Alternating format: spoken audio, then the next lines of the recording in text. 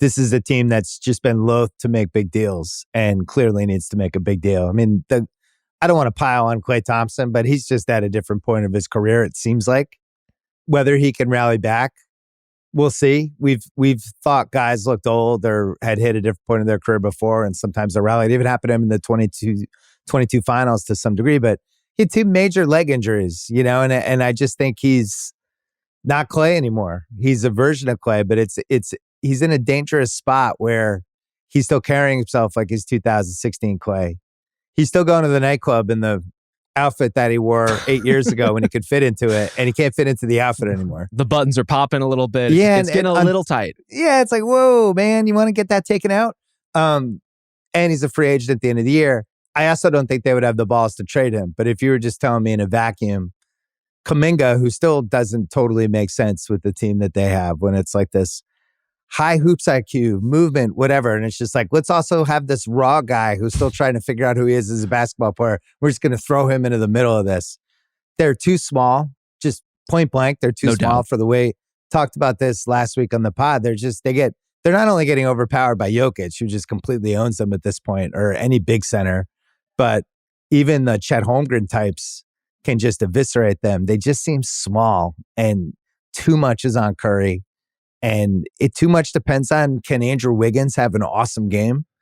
I thought they were going to be better, Rob. I thought this was going to be like a high 40s win team. And now I wonder, is this a play-in team? This might just be the destiny. It might be. And you're right to identify Klay and Wiggins as kind of the 2 pieces here that are huge question marks on really a nightly basis. They've shown a little bit more lately, but I think expecting a few games of Klay shooting well to be a legitimate turning point, given the injury history you talked about, the difficulty he has creating separation. I'm just not really expecting that. And you can hope that Andrew Wiggins hews a little closer to like the guy he was against Oklahoma City versus the guy he's been against every other team on the schedule this year. I don't think there's a lot of evidence to suggest he is since their championship run. And so I'm looking at this team, and it's bigger than a basketball issue because they have easily the best and most successful bench of any of these kind of old guy teams that we're talking about here. Relative to the Lakers, the Warriors bench with Chris Paul is highly functional. Yeah. The problem is their starting lineup, the thing they've depended on every run they've been on, has been a total train wreck because Klay and Wiggins aren't holding up their end of the offensive bargain. So much is falling on Steph's shoulders. And when that's happening, like that's existential, right? That's the Warriors confronting the one thing they've always been, and they can't deliver on that front right now. That's a huge problem. And the 22 finals, where Wiggins was like 10 rebounds a game and gave them size and length in a way that if he doesn't do that, they don't win the series. Like as great as Steph was, Wiggins was the other piece. He was the second best player in the team. He's just not the same guy. I mean, this year, he's 12 points a game. He's 4 rebounds a game.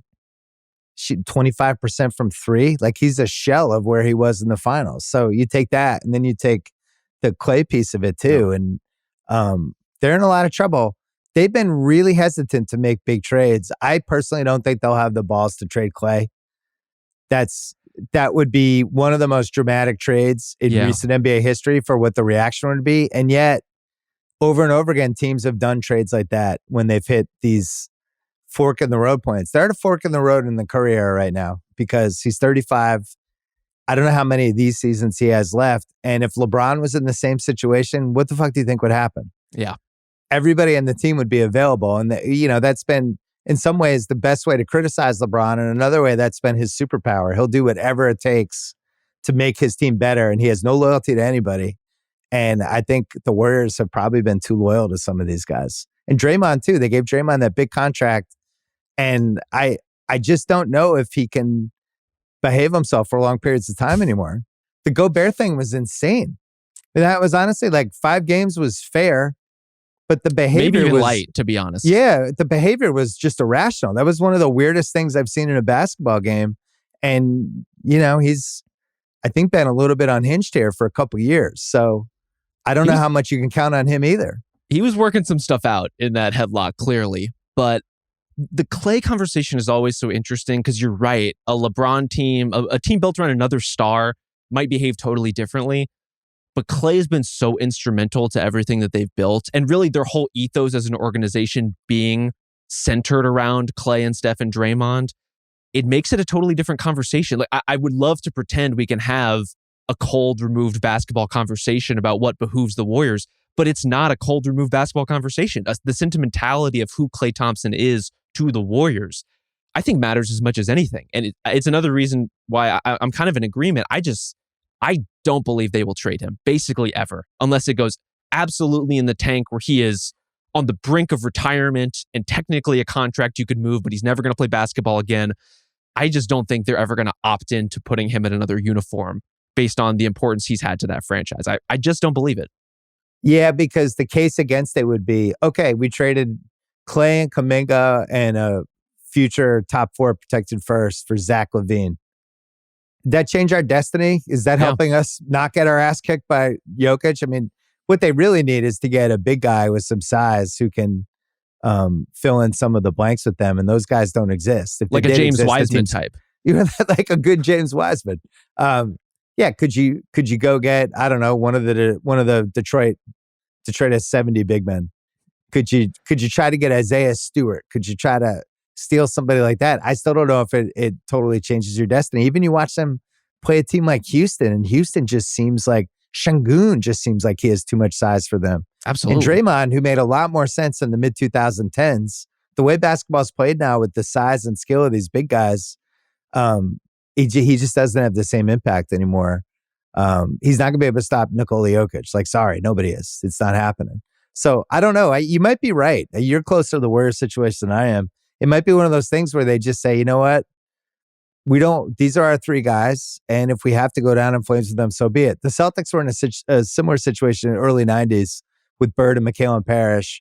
And they just basically resisted all or just trade them. They tried to build with young people around them. They got Reggie Lewis, Brian Shaw, D Brown. They made some runs, but the older guys ironically couldn't hold up. But I think that was really informative for Danny. I think that's why Danny was so cutthroat as a GM, because he was there and he was like, we should trade McHale. And in this case, like, you're not even going to get that much for Clay. He's more of a salary cap figure at this point. But when you hear somebody like Draymond say, we're going to have a statue of the 3 of us outside the arena, I think that's how they feel. But if that's going to determine how you approach a season, that these 3 guys are going to be in a statue someday, if that's your mentality, guess what? You're going to be in the play-in because the team's not good enough.